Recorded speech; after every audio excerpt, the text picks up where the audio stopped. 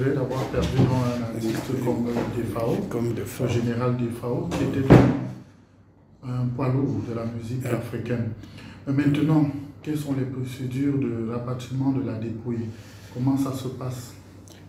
Pour rapatrier le corps, il y a une procédure. Il faut réunir tous les documents exigés par les transporteurs aériens et aussi par les autorités administratives du lieu où le défunt est décédé. Voilà, c'est ce que nous sommes en train de nous atteler à faire, à réunir tous les documents nécessaires afin d'envoyer chez nous pour que le gouvernement congolais, RDC, puisse se saisir du dossier et réunir tous les moyens nécessaires pour nous envoyer afin que nous puissions rapatrier le corps vers Kinshasa. Dans quel délai? Bon, le délai dépendra de l'envoi des documents. Parce que le gouvernement, comme il prend en charge tout, il faut qu'il ait en possession le document, faire la sommation de la somme exigée par les transporteurs aériens et les autres intervenants dans les dépenses, achats, cercueils, habillement, ainsi de suite. Et dès que tout cela sera prêt, je crois, dans un bref délai, le gouvernement pourra réagir. Dans un bref délai. Merci, Son Excellence. Merci beaucoup. Son Excellence, pour compléter, c'est la radio Top Congo de Kinshasa. J'aimerais que vous puissiez dire un mot en lingala pour le journal à langue. Le journal à langue, en lingala? Oui. Les mots comme quel mot? Tozana Mawamingi. Il y a qu'à perdre un grand artiste musicien Neti Defao, un grand de la rumba congolaise, non seulement congolaise, mais aussi d'Afrique, africain, à Yebani, et vraiment modèle à Koufi Zamawamingi, à Koufi Yemoko, de côté, camarade te, musicien te, Yemoko. Maladi na ye ezalaki mwa brisque. Et manifesté lundi, à 14h, bamemi ye na hôpital, médecin bazoluka ndeko na ye ata moko, to connaissance na ye oyo ayebi ye, po basimba nzoto na ye batraite ye. Mais tant que la situation s'aggravait, ayaki d'abord à outil hôtel, les chambres azalaki, azalaki déjà dans les comas. Bakobi na ye, bayebite babandela wapi, on a traité ye. Alors nandenge bazabatu, bamoni situation s'aggrave, bamemi ye, azalaki na ba urgence, batie na sikoy na réanimation, c'est la réanimation. La salle de réanimation, on a réanimé na bambon, branché l'appareil parce qu'ils ont un problème de respiration. Ils ont une source de respiration malamouté. Et voilà, réanimé pendant 2 heures, et c'est m'a quitté, n'andenga koufi. Et ça m'a mingi, okufa yomoko sandeko, mboko ya bapaya. Monsieur l'ambassadeur, oye mingi na douala pour makambo oyo tokoye ba corps ekozonga na mboka mokolonini. Yango to kolobana baninga na bino ya CRTV que incessamment soki to sidisi ko sala mikanda ko senga ba document oyo ba sengi na société aviation et transport to tindela ba konzi ba débloquer mbongo batinda. Ce qui document est comme les bango, les loto lobby, peut-être lobby kuna bako sangana, batala montant, ils ont combien, va défalquer, bango nde bako pe sebiso, tant bako tinda mbong to yebi ke mbong eza suffisant, to sombi cercueil, to bongisi ma camion, to informé bino. Vous allez na consulat de temps en temps pour nos information, parce que après moi mikanda oyo biso tozongi na Yaoundé, et le gouvernement atinda mbongo comme ça toya mpona koambale corps kotia na avion tokende mboka. Merci. Merci. Voilà, après Émile Ntimba, le patron, le leader, et à Sim Sim, où il a accompagné artistes et musiciens, le général de FAO, na production Azalaki Nango, na Kongsamba. J'espère que na ba image, il y a vidéo besoin qui na artiste Nandou la beta qui na sima bondoko mona elongi ya star na biso moko congolaise, chanteuse congolaise, ou azana mboko ya Cameroun, et s'appelle Prinel. En tout cas, na yeto salimo makambo ebele, mais Azalaki pe témoin oculaire, il y a maladie, il y a vie, il y a cancer wana, il y a makambo ebele bele. Avec lui tout ça peut témoignage na Prinel. Beauté. Beauté. Ouais, ndeko tu ko poussa na mamuke, voilà. Prenel to moni ba image na yo pene ya général na ndule ba auto beta na Kongsamba. Il est ka kindenge ni d'après yo. Bon, ndule wana bon. Par la grâce de Dieu, les cas est bien, mais pour la santé à vie, ils ont qui m'ont donc tout le monde les cas est bien d'autre part. Donc les cas est bien parce que tant que tu es ndule, les bisous to ya qui na nous na avant, vers qui tu liboso na bisou pardon, ya qui liboso, bisou to zalaki na limbe, tu es ko rejoindre vie. Mais tant que tu commis, tu fanda qui pour y aya pour to banda. Mais bisou to banda non liboso. Tant on vient pas y, ayo ko matana scène.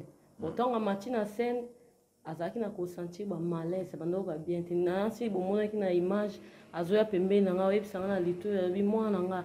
Soki ngai na oyoki ngai ozoyoka ngai makasité donc yo sekouenga donc yo rapidité oyo ça va intervention quoi ba technique ba musicien oui parce que na zawa na oyoka ba vertige na okoka te donc yo o yambaka ko ngati ko la bando websanga ka bon mais place tozalaki même matata ba ofa ote ba mbongo po alota mbongo zaki passe azolela benga noko Simon benga noko Simon ko zo yango même place na vidéo musu mona bi vie Simon ko zo la vie makambu na vie Simon za grand frère na biso congolais oui vie Simon ba frère ya Montana oui vie Simon la grand frère ya Montana donc vie Simon zaki ko zala na vie biso pe to anda na vie parce que za biso mo musique mais to zaki biso tout ba en tout cas to golo ba to zaki ba témoin ba garder malade d'autre part parce que tant que moi si mo boy moi j mo moi mai oui to ba ça là même ko lia vie zaki na maboko na biso to yebi ke fait alinga ki mingi olia pas mais congolaise voilà oui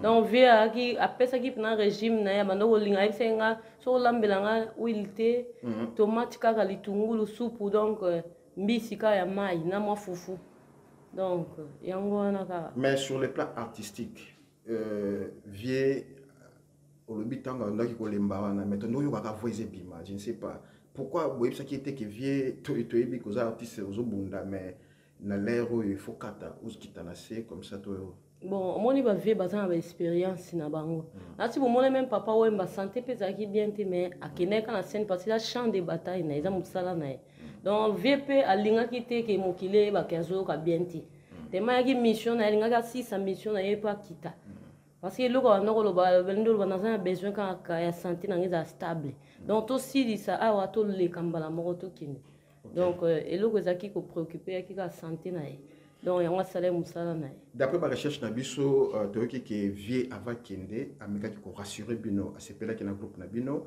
surtout bato ba betaka na sima Chomi Solo Papi Botonga Émile autre tu solo la naie bon yo artiste peu côté na c'est là qui na mingi ba projet ezala ki moi mingi donc vous aurez regretté na ngo alors en tout cas toujours regretter ma casse na moi temps muke tozui ya komona e pe oza pembeni na e donc na makambo a solo li na biso bon vie akei vite donc ezo sala passe parce que vie akina ba projet bela zaki pe na besoin zonga kini te na besoin tikala awa oui, alors Azaki n'a besoin de tika awa pe abaksa sous-moi des chanteurs moko bazala ba accompagner biso susine zaka et puis nga ebise ngabi fo yemba banzembo na nga ko sala yo ebise nga en tout cas bana ko motiver nga moi mingi quoi bana ko motiver nga trop pour toi quand interview nga na yo lisola passeport d'après yo version na oni les andengene pourquoi producteur homme d'affaires wana zo qui passeport na éviter bon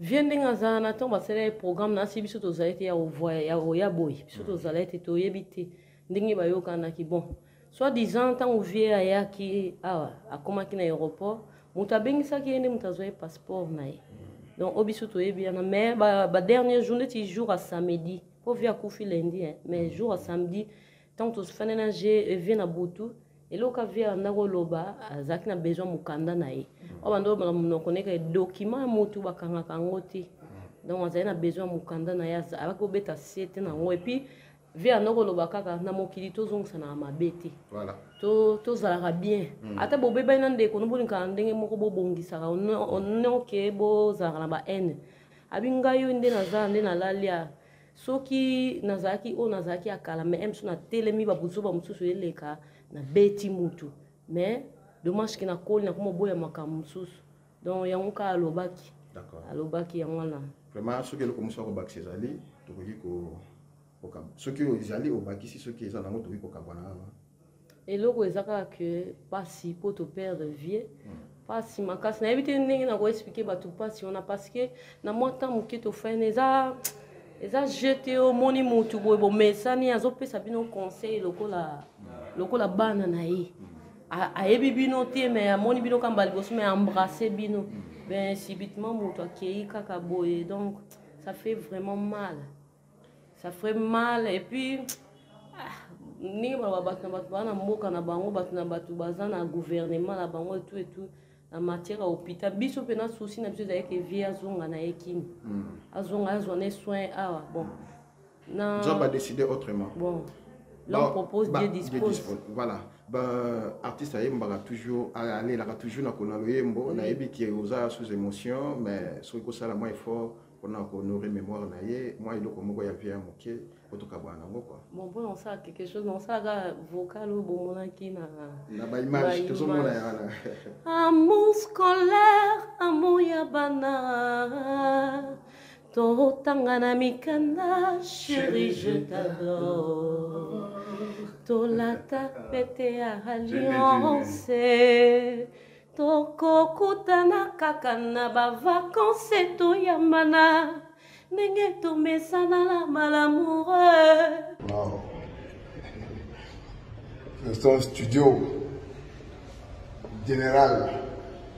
Un mot pour la très belle Lyon. La très belle Lyon.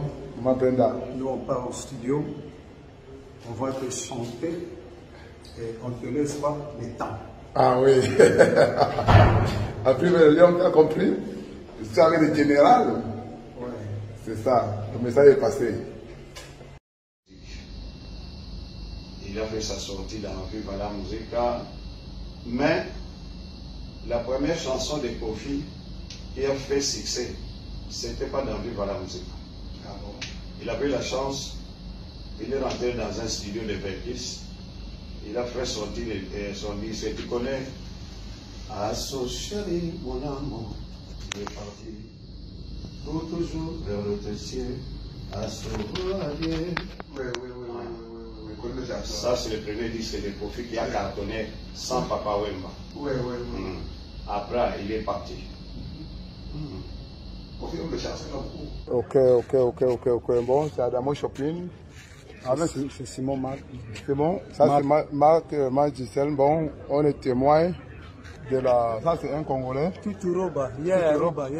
Bon, on est témoin d'annoncer la mort du général de Fao. Parce que c'est moi, Adamo Shopping. J'étais son garde malade. C'est nous le garde malade. Oui. Avec moi, c'est Joya Moulin Pascal. Oui, Joya Moulin Pascal. Bon, on est témoin d'annoncer le deuil de Defao devant tout le monde entier parce que c'est la vérité. Le père vient de nous quitter.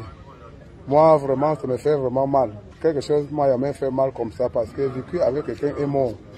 Moi, tu entendais, mais moi, il n'y a jamais vécu le life. Que le Seigneur lui amène dans les bonnes places. Vraiment, Defao, il a souffert pour quelque temps qu'il est arrivé ici au Cameroun avant de mourir. Mais tout ce que Dieu fait est bon. Restez unis. Pas tout ce qui peut conseiller les gens, que rester en famille. Non, on a fait tout ce qu'on pouvait faire pour nous aider, mais le Seigneur n'a pas permis. C'était déjà le temps de Dieu. Et quand Dieu dit que c'est comme ça, personne ne peut dire non. Bon, c'est son temps. Il était malade, il est mort un pour un trait.